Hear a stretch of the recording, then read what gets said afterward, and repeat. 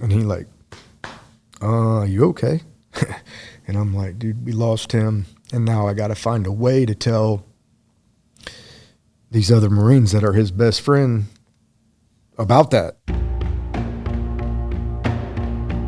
And then I got to tell them we're going out in the morning to get those guys. And how do you do that? I never lost a Marine, period. You know, let alone one that I gave the command, hey, you're good to move, I got you covered. And 10 seconds later, I don't have you covered. So there was some ownership I was taking for that. I did it just like that. I brought him in. I said, hey, the unfortunate reality of war is that sometimes you bury your brothers. If you're not calm, they're not going to be calm. And if you're a mess, they're going to be a mess. No matter how far you get removed from the guys doing work on the ground, remember that they're doing something different than you. When you say, okay, we're going to go to war for whatever reason, if you don't believe in it enough to do that, then you better not do it.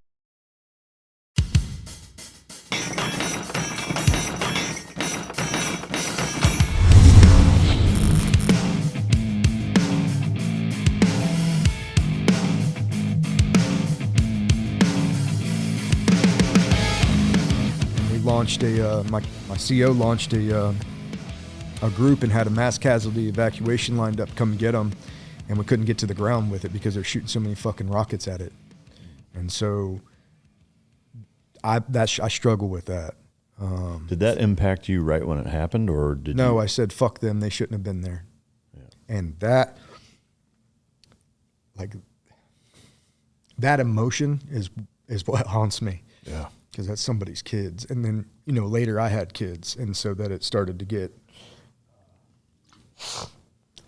me in my dreams, you know, where I would see my kids on their faces or on their bodies. And this is no like shout out for help. I've worked through that, but killing the wrong people didn't bother me. Killing people that didn't deserve it, that bothers me. You know, and there's always going to be that. Yeah. War will come with that.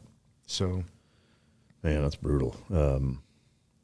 So that I understand that the HIMARS capability, this building, let's hypothetically say that a HIMARS hits this building. Does it disappear? This building? Yeah.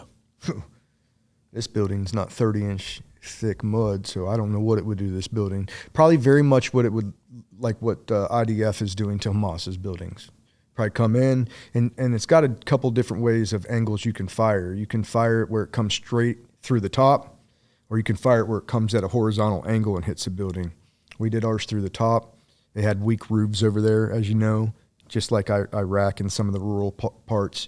And the outers of the building were okay. So, I mean, from a capability standpoint, if you dropped one through the roof of this place, it would go away. Pretty much everybody in here is gone. 100%. Yeah, okay. I just don't know if the walls would still stand. I got you. Maybe they would. Maybe they wouldn't. Yeah. How many times bigger of a building would it take for it not to destroy the entire fucking thing than the one we're in now? Much, much bigger. Like 5X, 10X? I'd say, I don't even know. Yeah. I don't even know. I'd say, I think if you hit the right skyscraper with a HIMAR and the right angle, it goes down. Yeah. So I just don't know. I got you. I don't know about that. Maybe we can look up HIMARS and what I'm curious what the explosive weight is. I mean, it from the sounds of it, it's got to be hundreds of pounds. I think it's like a 7 or 9 foot long rocket. Yeah. I don't know exactly what it packs though. So a 50-pound bomb basically, but I mean, obviously placed in the right spot and with the amount of metal shrapnel, that's a lot still. I mean, it's not a 500 pounder, but it's gets the fucking job. It's not a 40 Mike either. Yeah. It seemed to work better than the law. yeah, or an 84 millimeter. All right, so you guys hit the wrong target. What happened after that? I mean, the battlefield went quiet. Like I said, they didn't understand those kind of weapons just appear and they didn't see anybody shoot it. They didn't hear anything. It just appeared, broke the sound barrier. Boom, boom, and then everything went away. So that stopped them. And again, that's one of those situations where it was late in the fight already. It was starting to wind down towards evening time.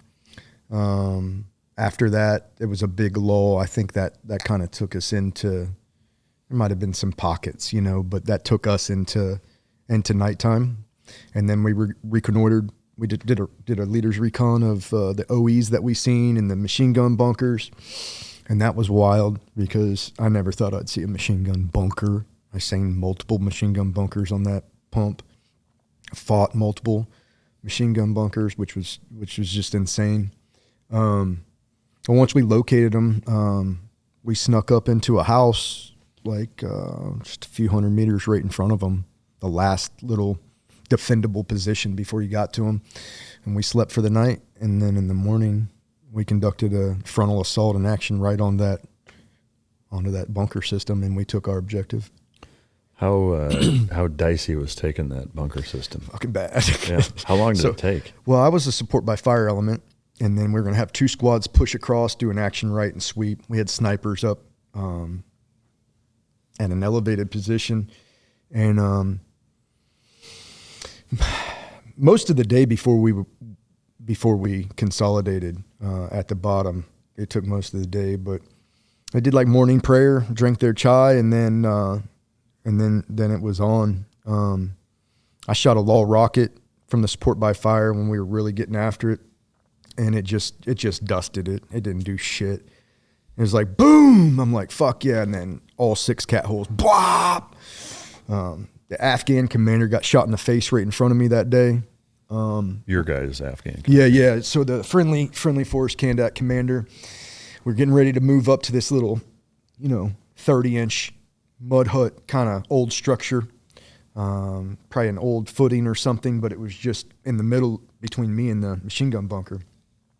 And we went to move up to that to fight from it with the support by fire. And just as soon as we come out, this Afghan commander's right here, and we're running, and I see his boots.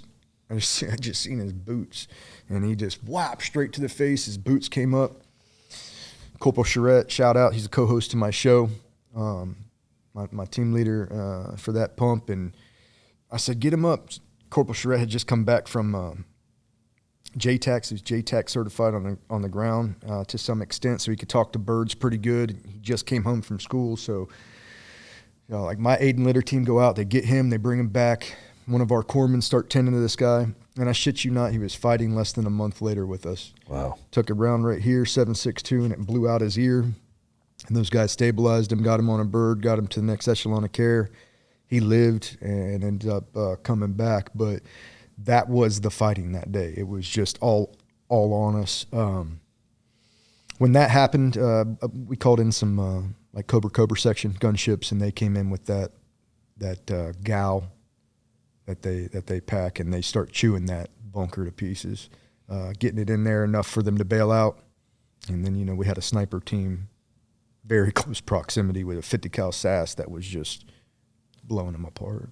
Do you know about how many dudes were in the bunker system? Well, there were 6 firing holes in each bunker. And it was wild. I wish I had pictures, but when you go into it, it's very small, and you kind of climb up, and then it had like places for your guns and the bipods to go right into the hole. And then they weren't even looking. They put them in the hole and blah, blah, blah. Like there's no way you could sight in through it. So they put it in the hole, and then there was like this little firing platform they'd step up on.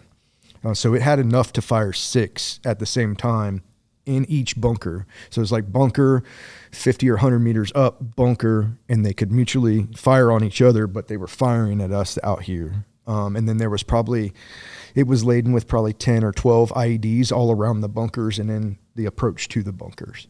Did you guys get hit with them, or did you use the countermeasures to get to that area? You mean the IEDs? Yeah. So once the guys marked and bypassed them when they're doing an action right. But so they're obvious. After the fighting stopped, the EOD came in, blew the ones in place that were working. A lot of them were buried so long, I think that they went bad somehow. And so they dug those up, put them inside the bunkers, threw a couple satchels of C4. That's what it took to take these bunkers down because they were so reinforced. It was like 1 or 2 satchels to implode them. And once that was done, we set in and we owned that area for the next little bit. So there was 6 fighting positions per bunker, and how many bunkers? 2 at that spot. Okay. Yeah. So the dozen or so guys that you finally kind of smoke out of there, you guys dust all of them. I would think all of them died, yeah. Um, I know the snipers hit a lot of them blowing out after those choppers came in. Yeah. Talked to some of those guys, yeah.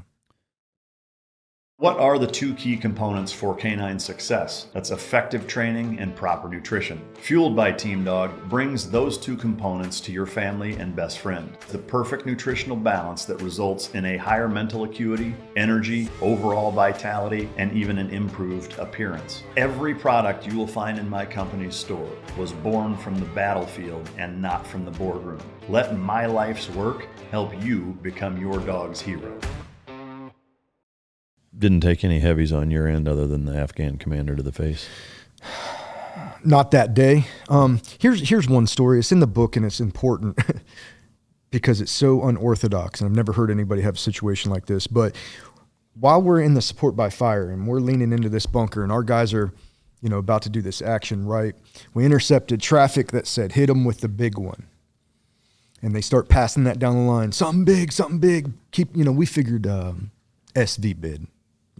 What else would be the big one? And so everybody's cautious and on alert for the big one. And we're laying into this bunker, whole platoon of guys, reinforced, laying into the bunker. And all of a sudden, here comes the largest mule I've ever seen, comes running down the road. And now there's a land bridge. And if he comes out of that land bridge, he's like 200 meters from us.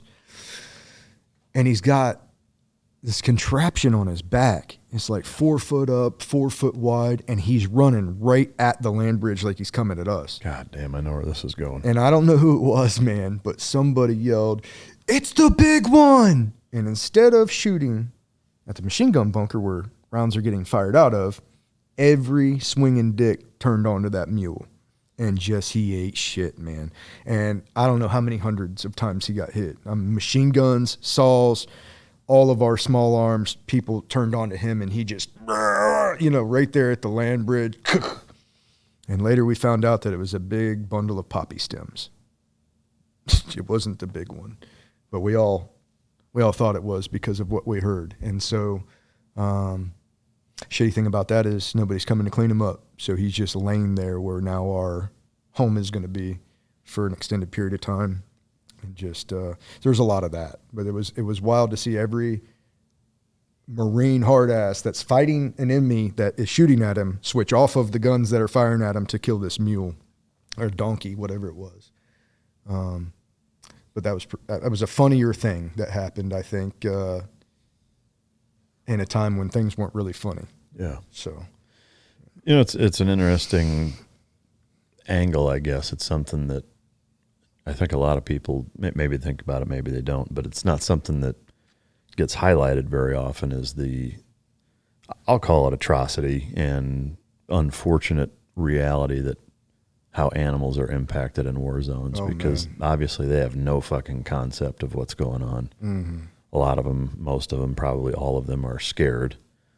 And you see just the shitty fucking things that happen to everything, Yeah. I mean, there's just nothing fucking good about it. No. And to me, the older I get, the more I reflect on how fucking horrible warfare is, and how it should just frankly be avoided at absolutely all fucking costs. I couldn't agree more. And how easily, one of the things that chaps my ass the most about our government is how easily some of the spineless fucks that are in office are willing to roger our guys up and roger our resources up to go enact that kind of horrible fucking violence on other places with what seems like so little fucking regard. It really fucking, it just makes my blood boil when you see, so many of our politicians, especially right now that are running for office, we should do this and I'd do that and, blah, blah, blah. And it's like, you fucking do it then. Who from your family's fucking doing it? Mm-hmm. And God, it fucking pisses me off. I heard somebody say one time, and whoever it is it's escaping me. So if it was you, I apologize. I doubt it was. But somebody made the comment that before we ever go to war as the United States against another people, the president of the United States should have to bring an American citizen in the Oval and shoot him in the head. That for sure wasn't me. But No. I don't believe that should happen. Yeah. But if you as a president can't do that, Yeah. that is what you're doing. Yeah. When you say, okay, we're going to go to war for whatever reason, if you don't believe in it enough to do that, then you better not do it. If you can't say that one is good enough, or that you would have part in that, then you shouldn't be sending other Americans to die. Yeah. And then it becomes a game like, okay, so is a proxy war worth doing that? Yeah. Probably not. No, because I mean the end result is the same. You know, I mean you're still contributing to the same environment. You know, now you can continue down the rabbit hole and say, okay, well, you know, warfare is the grim reality of mankind. It's always taken place. It's always going to take place, and I don't disagree with that. I mean, I don't think it is a pipe dream to think that world peace is even possible, in my opinion. In that, you know, mankind and the psychology behind human beings, I don't think allows for world peace to exist. I truly don't, and that's not me being a pessimist. I think it's more of being a realist, of just knowing that power corrupts, you know, and absolute power absolutely corrupts. And there's always going to be people who are in positions of absolute power. That's how the world is set up, you know. That's a fact. So there's always going to be an element to that. Now, one could argue that to avoid war and to avoid this happening a lot, and I do tend to agree with this in terms of picking a lesser of two evils, is kind of the Tecumseh Sherman, you know, scorched earth fucking policy of like, if it comes to that, make it so god awful that nobody wants to do it anymore. Because right now it's like when you look at the tit for tat, the proxy wars, and the little bit of help here and the little bit, like, honestly, it just drags the shit on more, and to me seems like it makes people and nations and collectively our population of the entire planet suffer more because it's constant fucking incursions and you know, different hot spots constantly fucking going on all over the place. I don't know. It's a racket. Yeah, for sure it is. I mean, there's a ton of money involved, and you know, it just, I don't know. The fucking donkey story got to me. Sorry. You know, it just like, no, it's a fact. It's bad. It's bad for everybody. No, I know, you know, some may be listening. You didn't have any emotion, you know, hearing 14 women and kids. You know, to me, it's, you know, maybe it's even a pun, but it's like the straw that broke the camel's back almost. It's like, it's one more thing of just like, fuck, man. You know, like I think it just highlights, you know, both of those stories, like, kind of compacted into the same day, basically, or the same even, you know, few hours, I think really speaks volumes and kind of highlights the atrocity of what warfare is, you know, and it's just fucking bad for everybody. Anyway, it's not about me. I'll leave my feelings where they belong, which is in this fucking drawer. But anyway, so you guys open fire on the donkey, nothing happens. You continue to battle it out with the rest of the guys. What happens after that? Yeah, eventually we got them all. And still hadn't taken any casualties on your end? Nah, I mean, I had the saw gunner that got shot the day before, but as far as anything else? That fight, no, on my end, we didn't take anything. Got to see a, you know, amazing display of firepower, both from the Cobras, the fixed wings that day, the HIMARS, even though all of it didn't amount to hoorah, some of it amounted to what the fuck, but it was firepower I've never seen, you know, never thought that I would call in. And so we take over, basically we take over there's a little gas station at the end of the bazaar, and then the would-be bomb maker's house. We took over all that shit, threw up posts, put claymores out, threw C-wire up if we had it. Everybody carried 3 sandbags in underneath of their sappies, so we would have some sort of defendability when we got there. And so we built posts, and then it was like 3 or 4 days of them probing, trying to counterattack, but you got 240 set in and dedicated posts, you're not fucking with us. Like, they just get rolled. And yeah, it became a situation where now we have to own this area. And eventually the Glock got opened up after a couple of days, ground line of communication. Trucks came in, and that was wild. Trucks came in, and so when trucks came in, so did bulldozers and such that were going to now build what became Camp Hansen. And so as they're building that, it's just kind of good segue. As they're building this FOB for us, this forward operating position, they take some fire. Some of the up armored bulldozers take fire, and so they return fire. They kill a guy. They tell us about it. I'm on React. Some LT's like, hey, go up, see what you can find, see if he's got anything on him. So I go up there, take my terp with me, and start talking to the locals that are around. Some of them are trying to say he's a farmer. Some of them aren't saying nothing. And I have one lady come up and say, he comes from down the hill. And I thought that was weird. I looked down the hill, and it's just nothing but black flags flying in this whole village down there. And she said, and she told my terp, you could go there, but you won't leave there. And so he told me, she said, we could go down there, but she says you ain't coming out of there. And so obviously you're going to make a mission to go down there. And so we go back, we make a mission, we execute it the next day, and one of us didn't come out of there.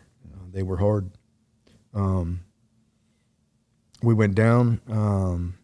We had 2 squads, so one satellited me out to the east of me, and fought our way up.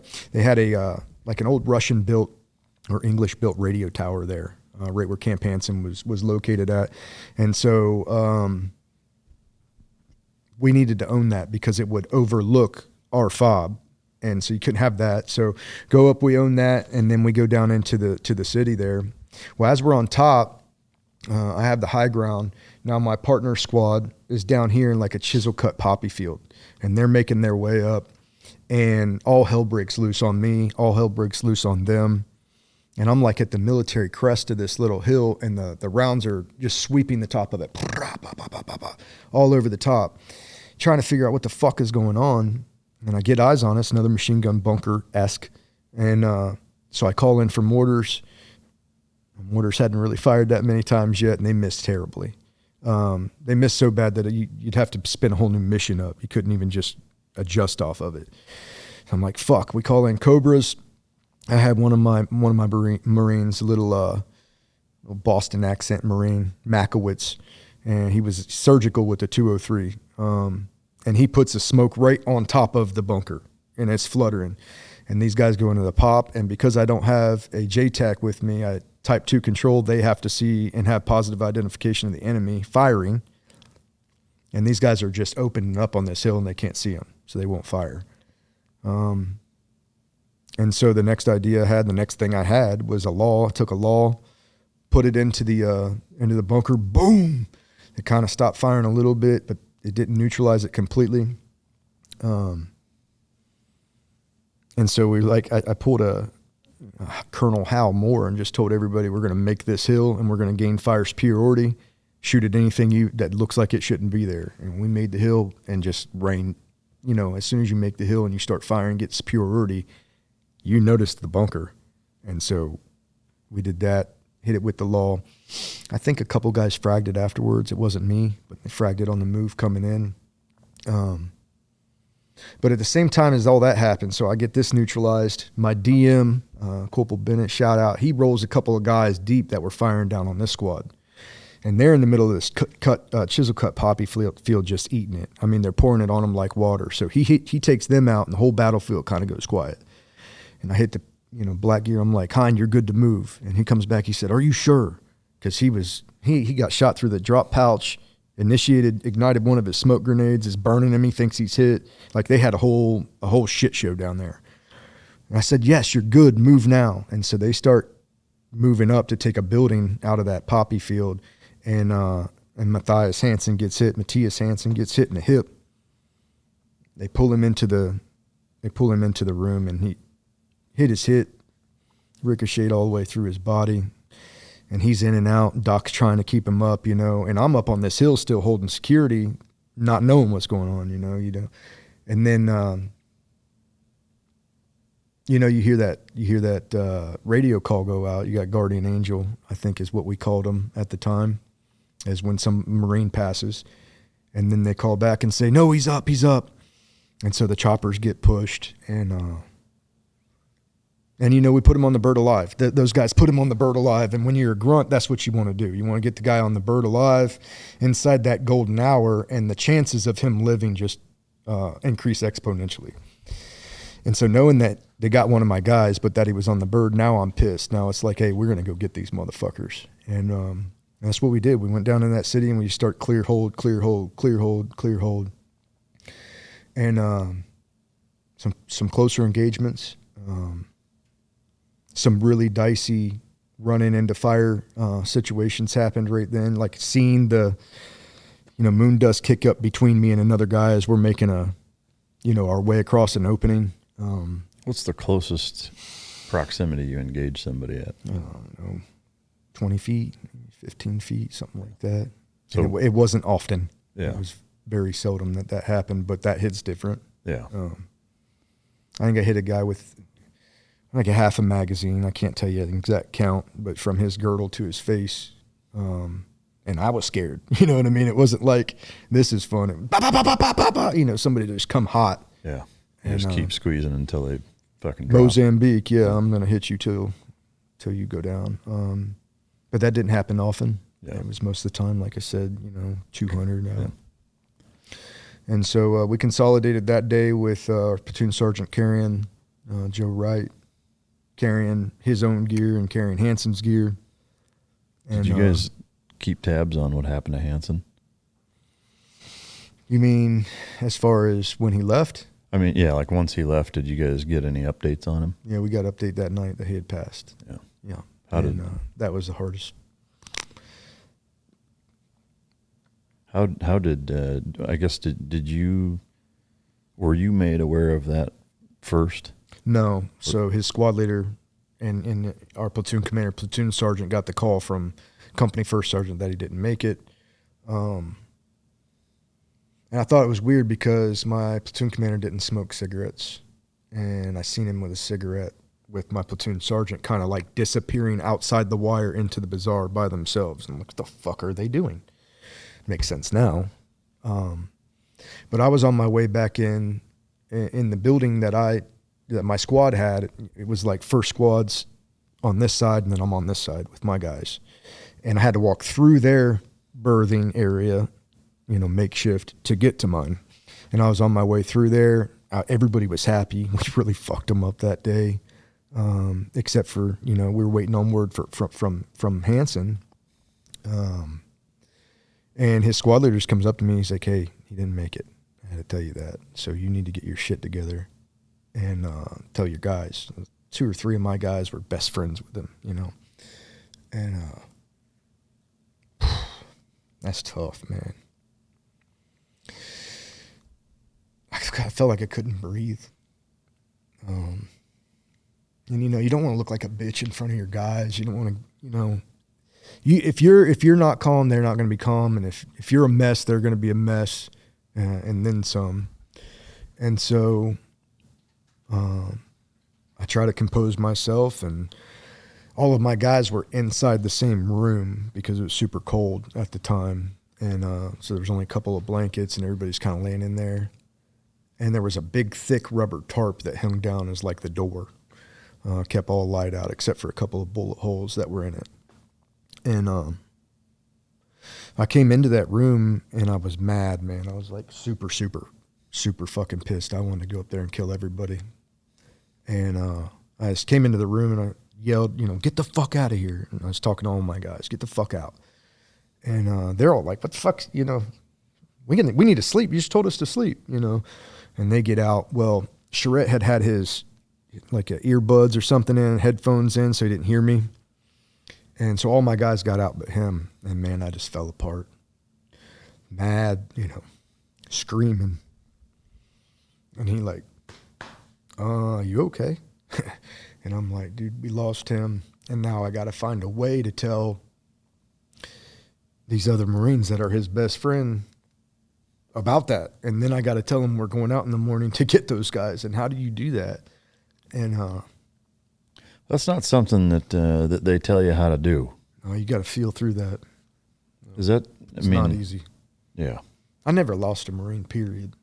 Let alone one that I gave the command, hey, you're good to move, I got you covered. And 10 seconds later, I don't have you covered. So there was some ownership I was taking for that.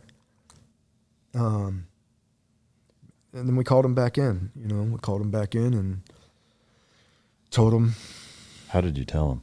I did it just like that. I brought him in. I said, hey, the unfortunate reality of war is that sometimes you bury your brothers.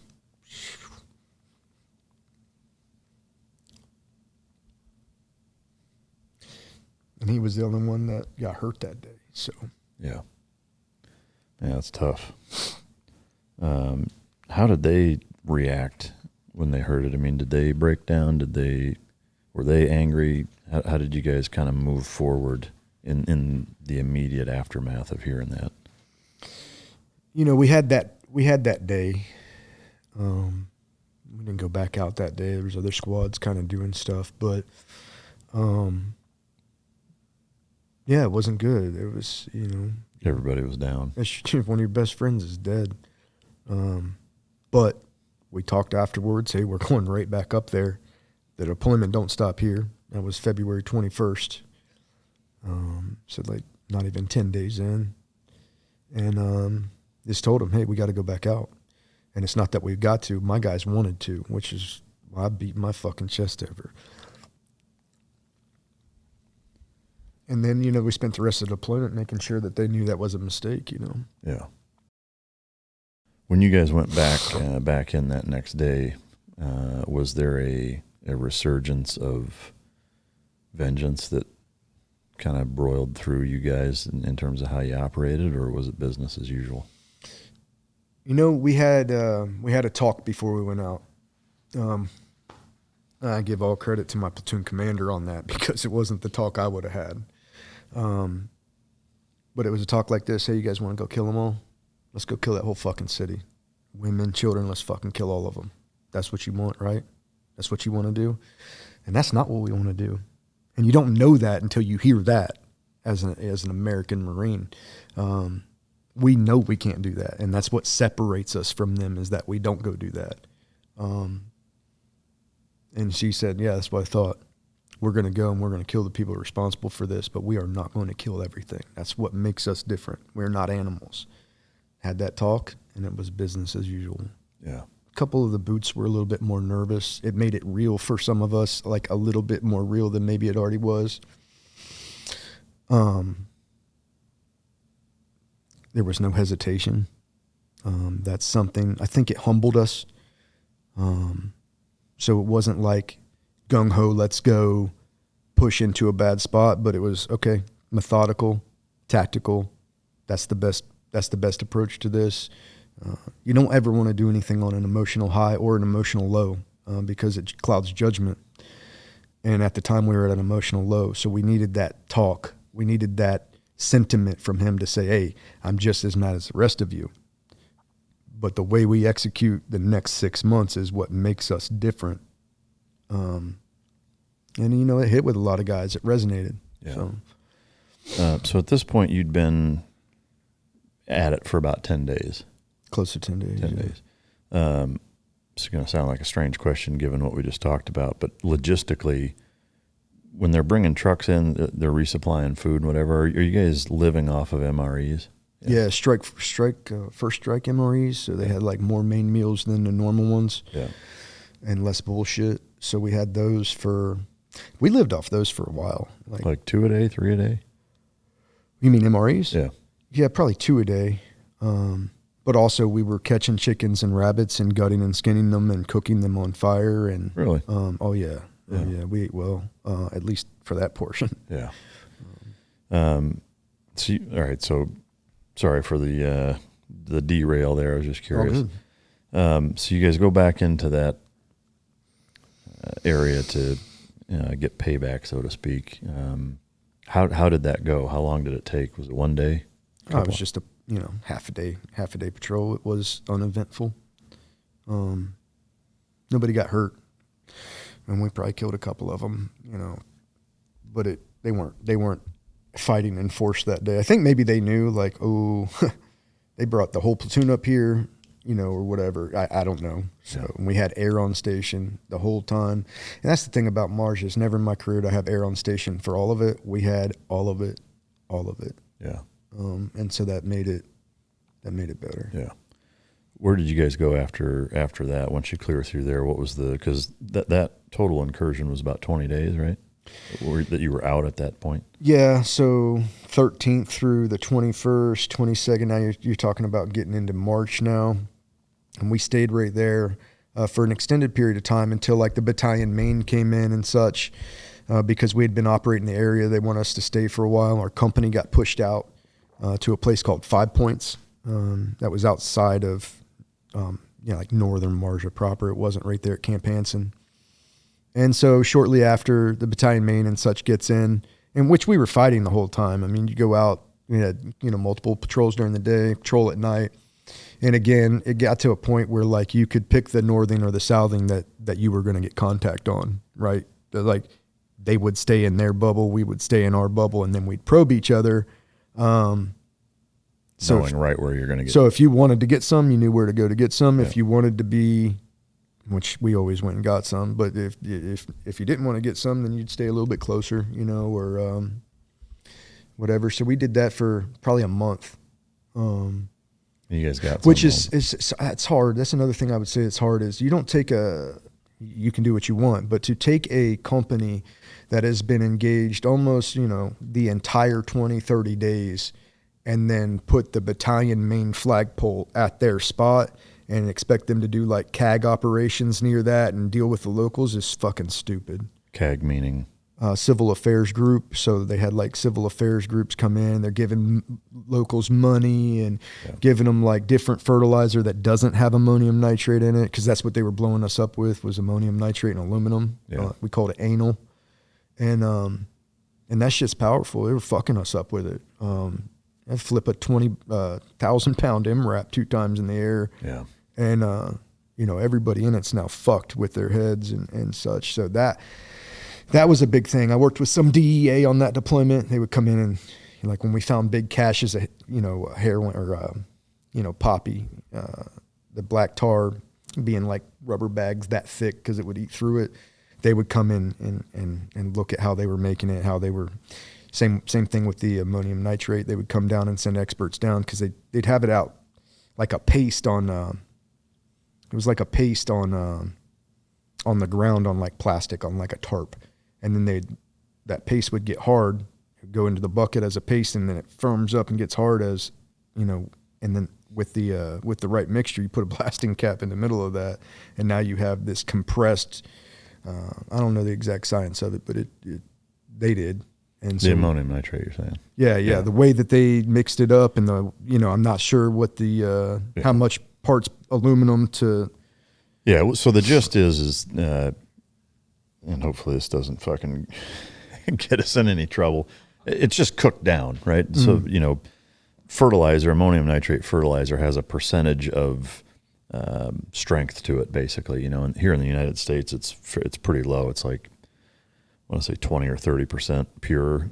Over there, it's a little more, I think. But what they do is no different than, say, like if you reduce wine or sugar cooking something, it's the same thing, is that they cook it down so that it makes the percentage purity a lot higher and therefore more potent. Check. And then they add aluminum powders, and sometimes they'll add peroxides and even detergents and shit to emulsifiers and all kinds of different shit to add in there to make it fucking worse. But anyway, so that you were there, the entire scope of that deployment was 6 months, right? 7 months. So that first 20 days is kind of what we just covered, right? Right. And the first 10 days, super in detail. The second 10 days was more of the same. You guys didn't lose any more guys? No. Hansen was the one we lost there, yeah. Once command came in, stuck their dick in the ground and said, why don't you guys, go win the hearts and minds. From that point on, the rest of that 7-month deployment, were there other excursions similar to this one where you went out for multiple days and fucking really got some? I would say most of the deployment was that way. I know it sounds weird because it sounds like, how could you fight that much? We got on these cycles. So once we got out away from the flagpole, we did that civil affairs thing, very short period of time before they realized, hey, we need to get them the fuck out of here. These aren't the right guys for that. Right. Yeah. And so we went out to 5 points.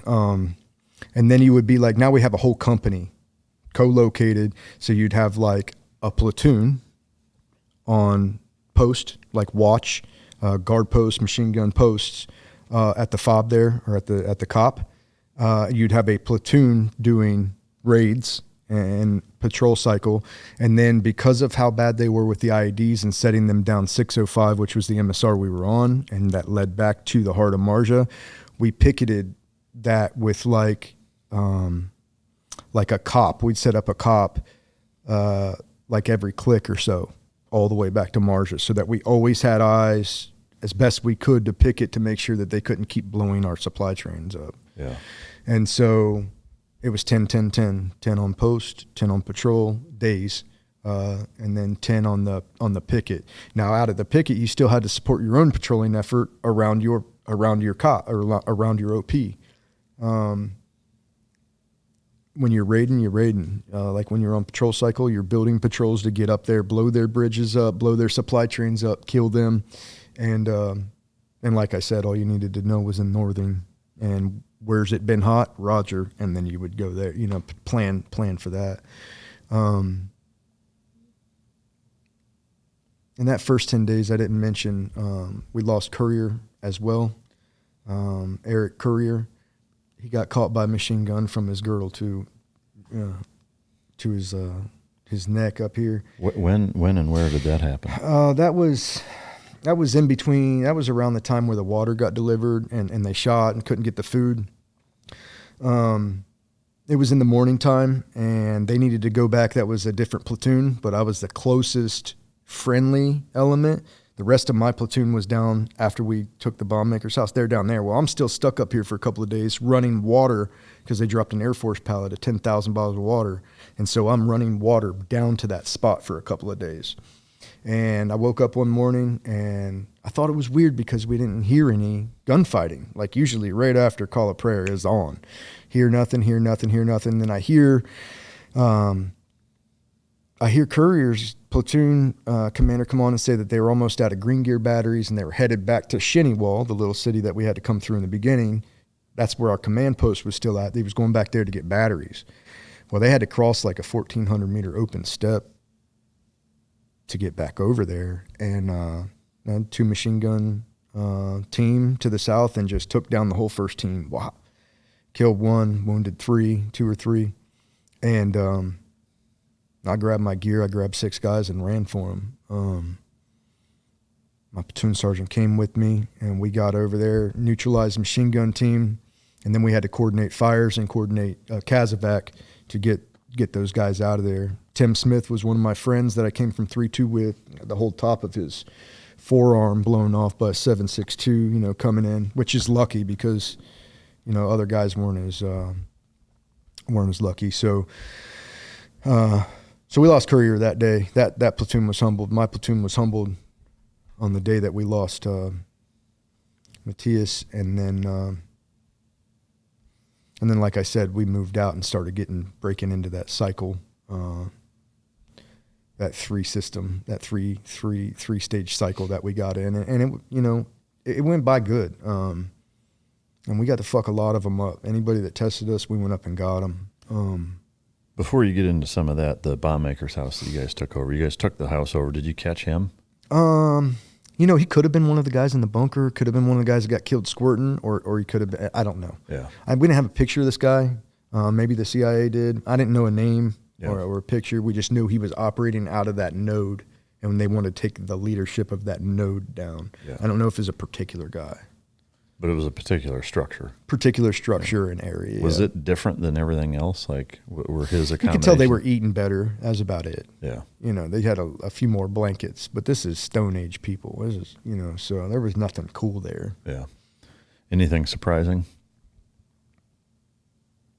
No. A lot of copper wire. I mean, he had a lot of materials. Everybody did. Every house we hit, batteries, copper wire, everything, Yeah. weapons. Yeah. You know.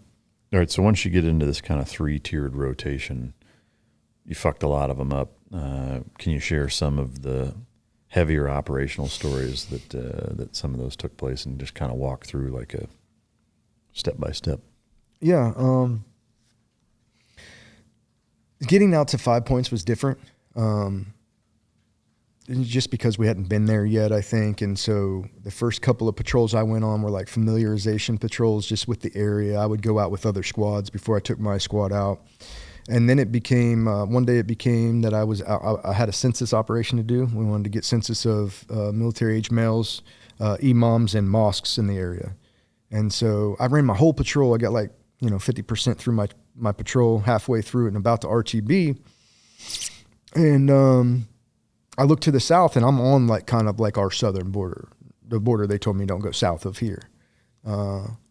I look to the south, and man, there's bad times going down there. Black mam jams everywhere, glassing us, cell phones in their hand, the whole nine.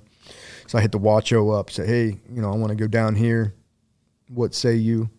I had my lieutenant with me. We're about to go get him, and they came back and said, yeah, every 30 minutes, give us comms checks, but you're good. So we go down there, and I'm talking to this imam at this mosque, and I'm asking him, where's the Taliban? When do you know? And of course, none of them, no Taliban, no Taliban. And one thing I would tell the people there, and 2 times they had to make me a man of my word, is I would tell them, if I walk out of here after you telling me there's no Taliban and I take fire, I'm going to shoot you. I'm going to come back and I'm going to put one in your head. That's how serious I am.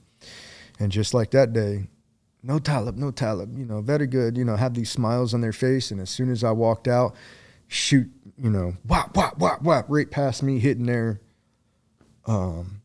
So you walked back in? Not that day. I waited till he fired at me to walk back in. He was part of it. The imam? He wasn't an imam. Oh, I got just you. Just a guy. He was just playing one on and TV. I thought he was an imam, Turn around, and you know when you look in somebody's eyes, they want to kill you. They have lust for your blood. Seen that. I put him down.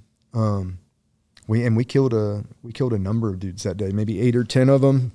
And we got down on. That was a day that put guys down, and I'm watching their weapons, knowing that nobody's taking them. That day was intense. We were down there, and there's a lot of canal systems down there, and I had a short Marine named Wright with me, short little dark green Marine, and he went down in one of those wadis and almost drowned.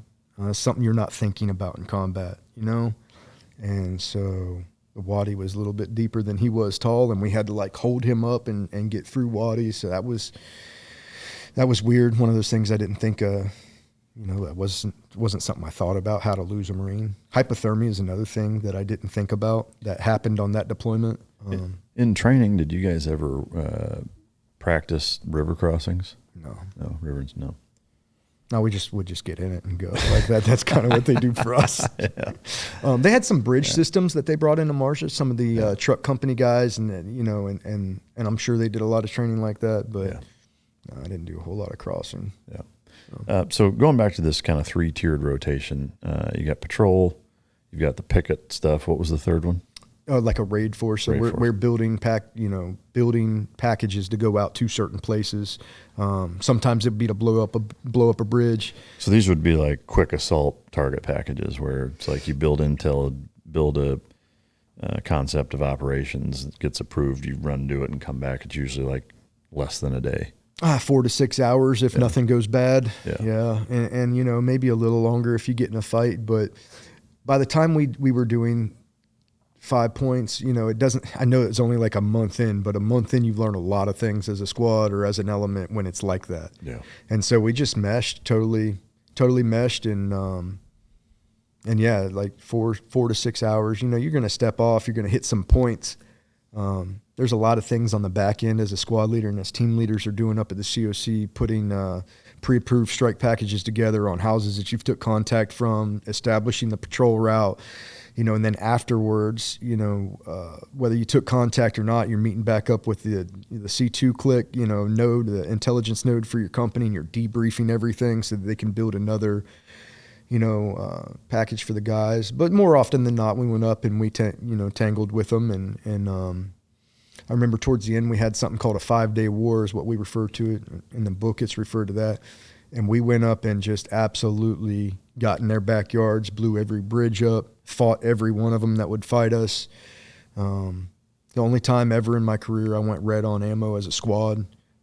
We had a machine gun lose the sear block, so it ran away, and I ran out of ammo on one of my guns. It was a wild push on that one, and we did that for 5 straight days. We put a PB up in their shit and just ran out of it for 5 days with two squads reinforced, just absolutely staying in their face. PB is what? A patrol base, just like a 24-hour. Usually, by definition, you only want to be there for 24 hours. But we stayed there 5 days and just dared them to come on. We were taking fire at our patrol base. Our machine guns on top were taking random rounds when we didn't have a squad out. My squad did the only attempt but successful peel in combat, like Aussie peel, which was pretty cool. It's like a lateral enemy element that's like in a couple of buildings this way. And we had to go. We were running out of ammo. That was that day. And it just worked. I remember thinking about it when it was happening, because we had like a 2-foot little irrigation ditch, dry. And the enemy was moving the same direction we needed to move. And we opened up with a lull, took one of them out, or I hit him with a lull. And on the lull shot, that was the initiation of the start of the peel. And it was just beautiful. It was just one of those things that you like seeing from your dudes. They go down, and we peeled back into the patrol base after that. It was like a 200-yard peel through this irrigation ditch, but it worked, and we put the rest of those guys down, and then broke contact back to the patrol base. The little things that stick out, like they had watermelon fields. So after a long day of fucking them up, we'd hit that watermelon field up and bring watermelon back to the patrol base and crack those open. And they had this little 8-year-old girl, and they stayed in the same compound as us. They didn't want to leave. But when we would come back, she had a little fire going with like an upside down bowl, and she was cooking pita bread on it. And she'd cook it, and she'd see you come in, and she'd fire her stuff up, and she'd be cooking bread, and she'd throw them to you like a Frisbee. As soon as it would come up, she'd throw it to a Marine, throw another piece of bread on. And that's pretty adorable. Yeah, and the kids there were, just like we said before, everybody gets fucked up by war, but the smiles that come to my face are from the children who were just otherwise stuck in a bad spot, but they were always innocent. They had innocence about them. Yeah. So speaking of the civilian component to that, I know a lot of them were forcibly stuck there the way that the Taliban would kind of leverage them, but were there other instances, was the civilian populace there significant? Or what kind of numbers in the areas that you guys kept going into? Was it a lot of a mix of civilians and Taliban? No, I wouldn't say so. We did the leaflet campaign just like they did in Fallujah before we came in, basically dropping shit saying, get out, go coil up in the desert. And they listened. They went out. And most of the people in the invasion weren't there. It was, if you seen somebody, they were trying to shoot at us or blow us up. So that made things easy. So in the instance of this 8-year-old girl, where the fuck were her parents? Her dad was right there. Oh, okay. Her dad was in there. I don't know. It's very strange to see only one child. Yeah. But in that instance, it was her and her dad that lived there. And that's it. And I don't remember seeing any other kids at that one. And they, who knows? Yeah. Who knows? I wasn't there. I didn't stay there a long time. We peeled to her shit, or to her building, and we set up an OP. That was 5 days. So I don't know where for the other, know. What was the dad doing for that 5 days? He would help us. He would, whether he wanted to or not, I don't know. But she seemed to not have a problem, which means to me that her dad probably wasn't talking shit about us when we weren't there. Yeah. He was probably okay with it. A lot of people there were just damned. They were just stuck. But I met my fair share of, civilian population that said that they liked the Taliban better than all this fighting, because at least with the Taliban, even though they were brutal, there wasn't bombs dropped out of the sky, and they didn't have to worry about where IEDs were, because those wouldn't be here if the Taliban was just running shit and we weren't here. Yeah. And so that's you got to, okay, yeah. That's, you get something to think about. If we weren't here, would they be even experiencing? And then like the question comes to mind, do oppressed people know that they're oppressed always? We might think they're oppressed, but if their life is farming and goats and... If they like how their life is, leave them the fuck alone. I mean, that's my take. The tough part is, with Afghanistan in particular, I think the tough part is they harbored the terrorist unit and allowed them to attack America on 9/11. And so, like, you don't get a pass. Period. Yeah.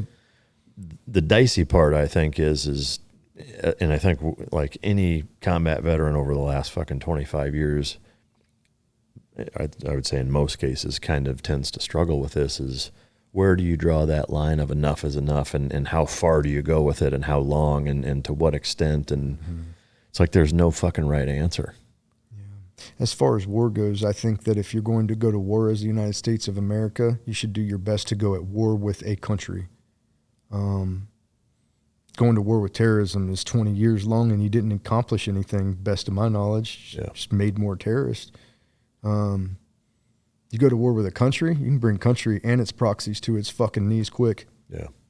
But if again, going back to Iran, if Iran never feels the heat because we are hitting proxies in the terrorist realm, they're never going to get. They're never going to stop. Yeah.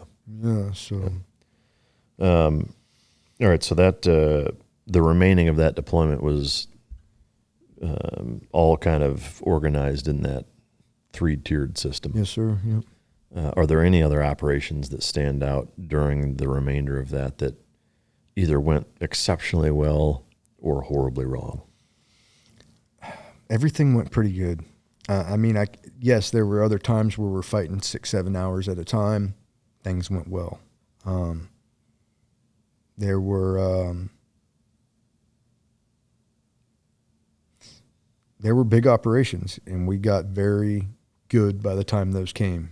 And so we were a well-oiled machine when some of the bigger things took place, like that 5-day war, for instance. We didn't lose anybody, and we fucked up a lot of them. Yeah. A lot of their resource network, a lot of their rat lines.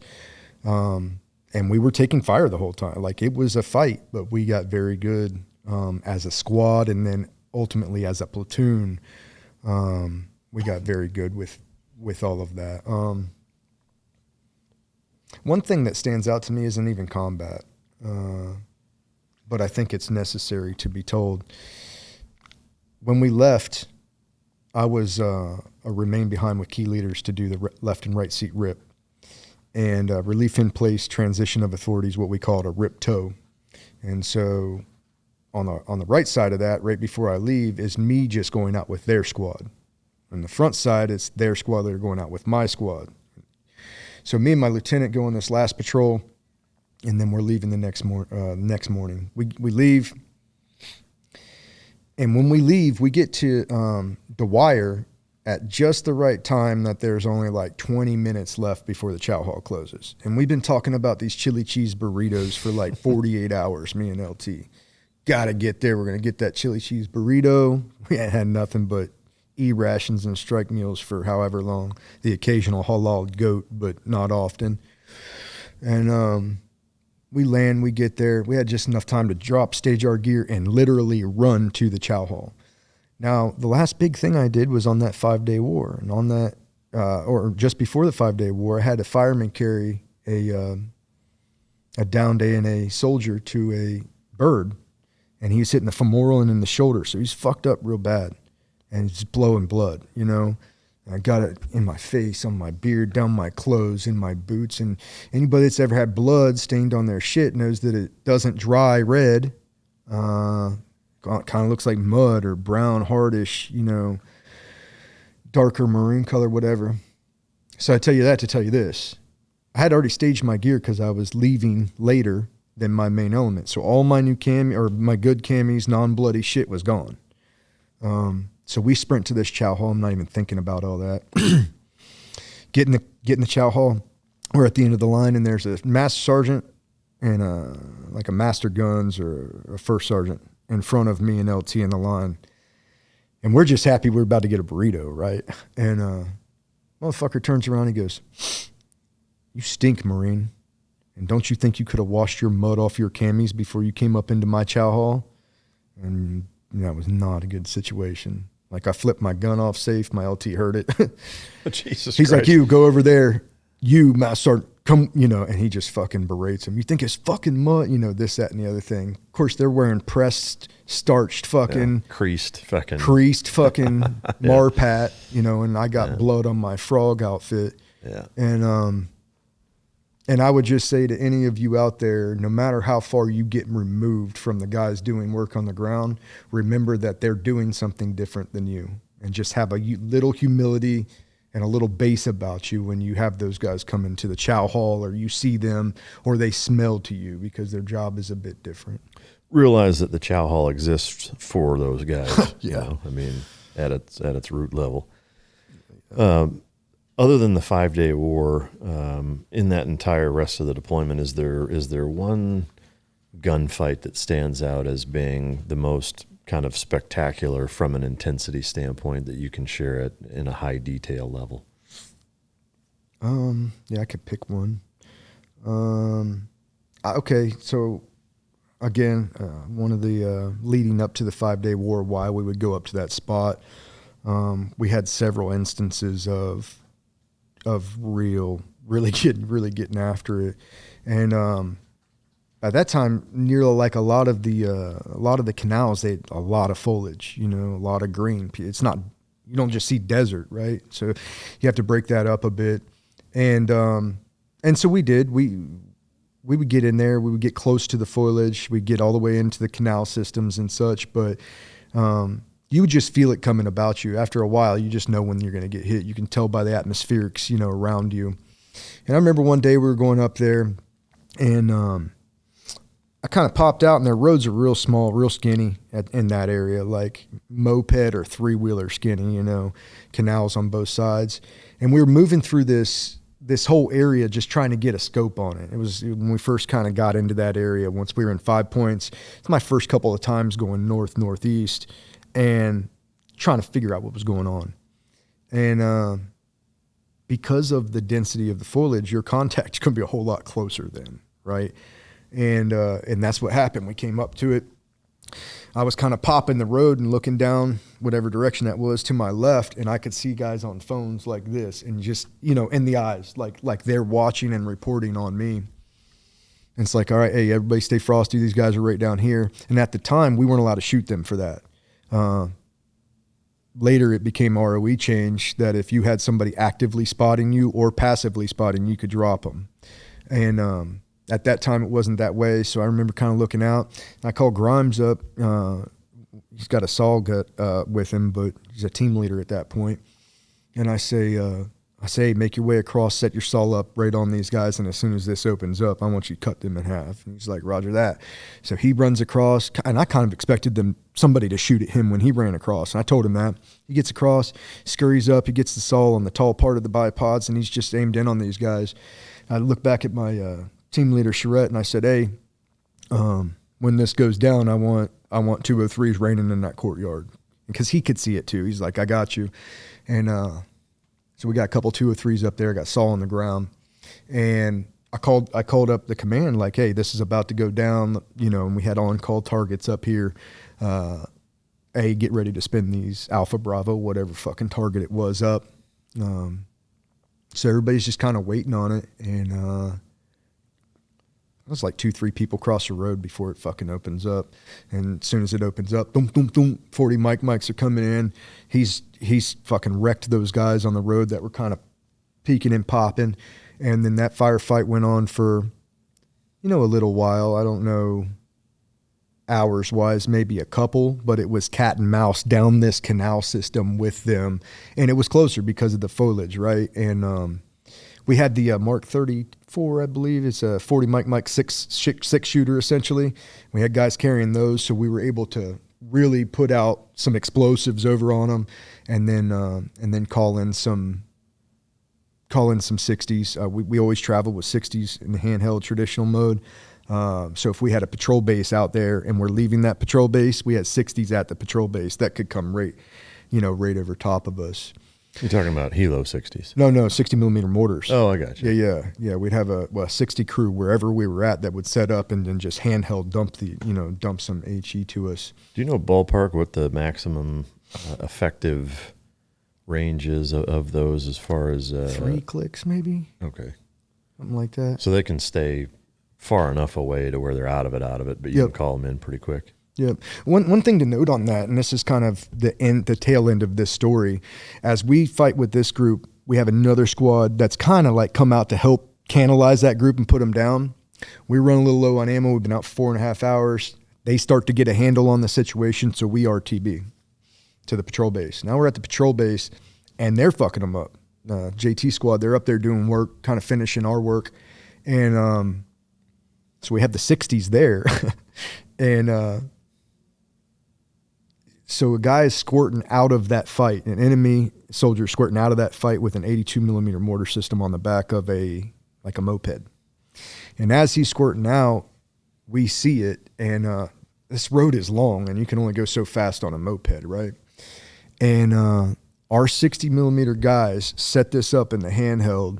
They used a machine gunner's arm like this over the courtyard wall as their aiming stake. I shit you not, and another Marine from this far corner of the courtyard was walking the same speed as the guy was traveling. Holy shit. And so he took those two things, he calculated his flight time, boom, and the guy disappeared in a plume. Oh, shit. I talk about it in the book in a little more detail, but the best mortar shot I've ever seen. So you got Kentucky windage and you got Marjah windage. Yeah, no, right?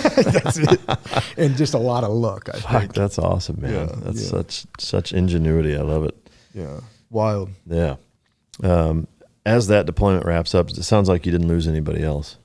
No, I mean, there was guys that I think we had 13, and then we had a lot of Purple Hearts and guys get, scuffed some wounds. But yeah, we fared way better than the replacement that replaced us 7 months, and went 7 months. So we did good. Yeah. When you came home from that deployment, what was your head at as far as staying in, getting out, and what you'd been through? I was staying in.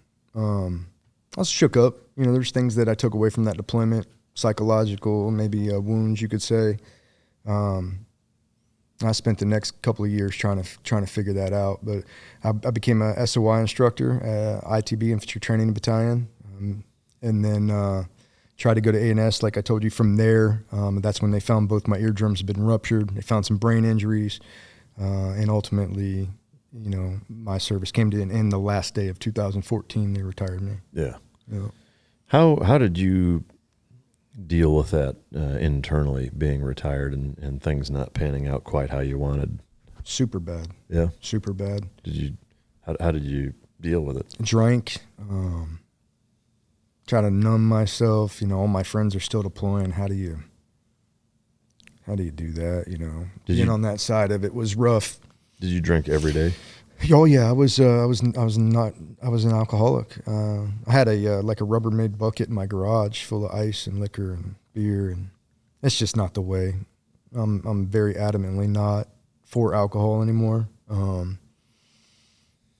I had some inpatient time in Laurel Ridge right before before my boy was born. I volunteered to go out there because I knew I was struggling with the HIMAR incident and a couple of other things that I was having trouble putting behind me. And I tried to go to therapy, but in the infantry, if you go to therapy, you get a black X put on you, and the command thinks you're damaged, and I think it's bullshit. And you can still get help and then go back and do work. And I think we're past that a little bit now. But at the time that was the way it was. So as you're using alcohol to try to escape, you end up doing some inpatient time. Would you say that the experience inpatient wise, was it beneficial? Did it help you? I would say yes. I did inpatient before I retired. But it showed me that I wasn't the only person struggling with some of these kid issues and some of these other things. I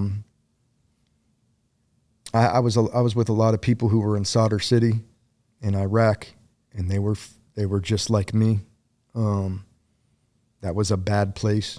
And so I think that was the biggest thing, but it was exposure therapy. It was telling a prolonged exposure. It was telling these stories over and over and over to show your body that, hey, this is in the past, can't hurt you anymore, shouldn't be able to physiologically affect you anymore. And so I think I learned a lot of good coping mechanisms, but I went into it thinking there was one issue and there was 100 issues like that. And, you know, I'm good now. I've gotten past it. It's been some years. I still go to therapy. I still talk.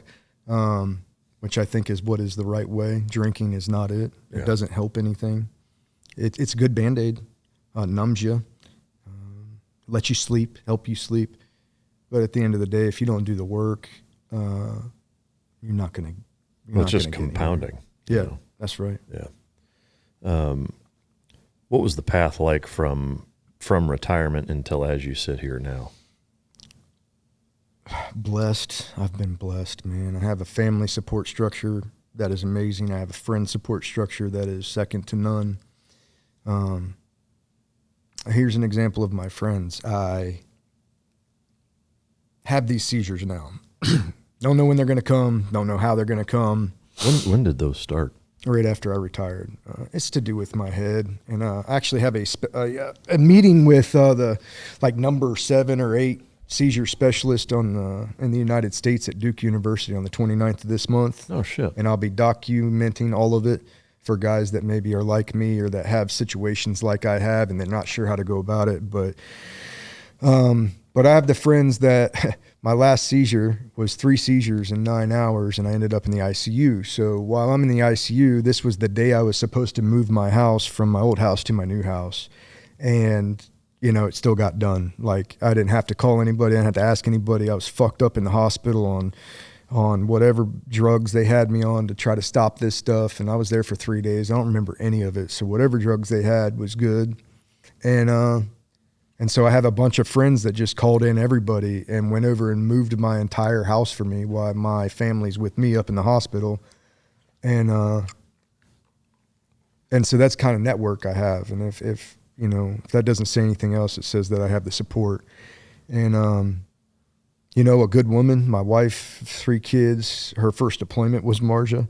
And out of all of that, she's going to be who she's going to be for me. She holds me when I shake. She looks out for me when things aren't good. And what I say is if you don't have a support structure like that, it's very hard. Yeah. Guys get thrown by the wayside when they don't have a structure like that. And so I quit drinking and I started writing. I started talking. After this book came out, I had so much positive feedback from people I didn't know. I expected it from my guys, and the guys were like, yeah, it's cool, whatever, you know? And but it was like one cool story, bro. Yeah, it was like that was their thing, which is cool. That's right on. Yeah. But parents started reaching out to me from 1-6 and 3-6 different companies saying, you know, thank you so much because my son's never talked about this. And it gave me an insight into maybe what went down there for him. And so I was like, well, fuck, I can do that. Nobody's covering the Marine lane. You got a bunch of podcasts out there, military personalities, but there's not a dedicated Marine personality really. And I know a bunch of heroes that carried big sticks, you know, and did a lot of good things. And so now I bring them on. I bring guys on the show to talk about their experiences and talk about their transitions, because that's the experience is one thing, but the transitions where a lot of guys get caught. Yeah. Yeah. That's awesome, man. When you have the seizures, is there any inkling on your end? Like, do you know they're coming, or is it just bam, like fucking? I wake up biting through my tongue, pissing my pants in a grand mal seizure.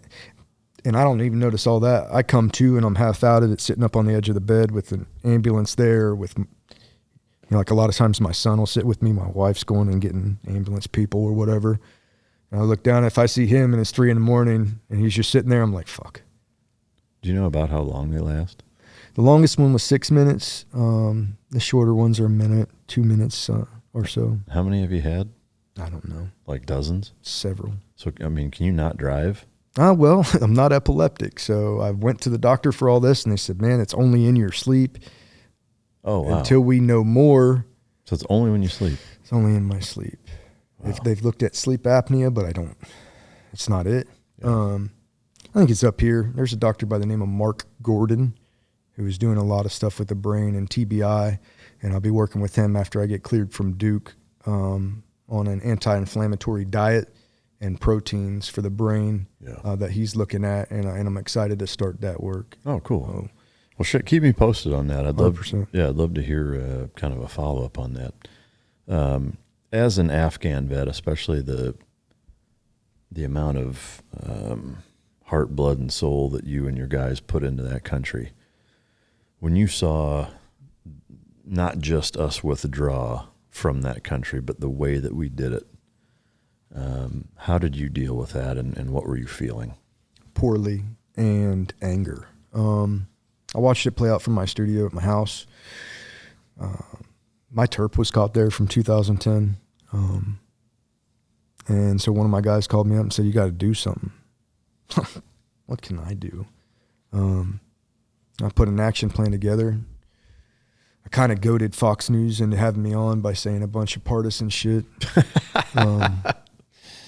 That's fucking classic. They had me on in the morning, and I said no partisan shit. I only said what I knew and what was going on at HKIA and where my guy was and pictures from my guy. And that ended up airing in the morning live. And then I had NGOs and different people from different places contacting me the whole next couple of days. And, one thing led to another. 368 days. I got him out, and he's in the Netherlands. Oh, shit. We got him out. A bunch of people got him out. Wow. Which was my sole little win. Like, if I could do anything, because it's so fucked up what we did, how we pulled out, the tactical mistake of promising a bunch of people the world and then letting them get run up the flagpole. Like, I don't know too many people that are going to run out to help the United States of America as Terps in this next war we get into because of that. And that's a tactical error. Yeah. So I dealt with it bad, but at the same time, it's like, I'm glad we're not there anymore. I think we needed to leave. Yeah. And I don't think it mattered what administration that fell on. That was going to be a shit show. But there could have been decisions that were way better tactically for getting out made than what it seemed to me like we were doing. Yeah. I agree. Did that, for you, in terms of internal struggle, did that cause any relapse, or were you just pissed and worked through it? I was angry about it, but my focus very quickly turned to Cameron, shout out Cam, and getting him out of there. Yeah. And so once I got that as my mission, okay, I'm going to accomplish this mission. Yeah. I'm not going to worry about that mission focus. as best as I can. Yeah. Does it suck? It sucks. Did it put a lot of hate in the air and a lot of discontent? It did. I don't know how. We can't go back and rewind and make a different decision. Yeah. There's obvious things I would have done different and I think should have been done different, but we're here now. Yeah. So, were there any canines for you? Yep. Like did you guys use them? yeah. Shit. In the beginning, more than, like first 10 days was wild. There wasn't a whole lot of using them, but they were, bomb dogs, and we didn't not attack dogs, but they were IED dogs. Labs. We had labs. Yeah. Yeah. Any instances where you can tangibly say like that dog saved our 100%. Can you share one of those stories? One of many would be V-sweeping a road, and you have a dog that'll go up and lay down and sniff and say, hey, there's one right here that clearly we would have never fucking seen. And that happened a couple times. Yeah. Yeah, that's cool. Not 100 times, Yeah. but it happened enough to say, yep, that works. Yeah.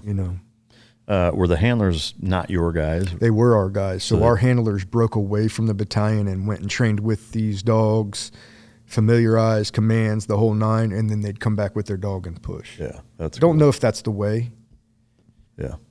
But that's how we did it. Yeah. I think dedicated handlers probably better.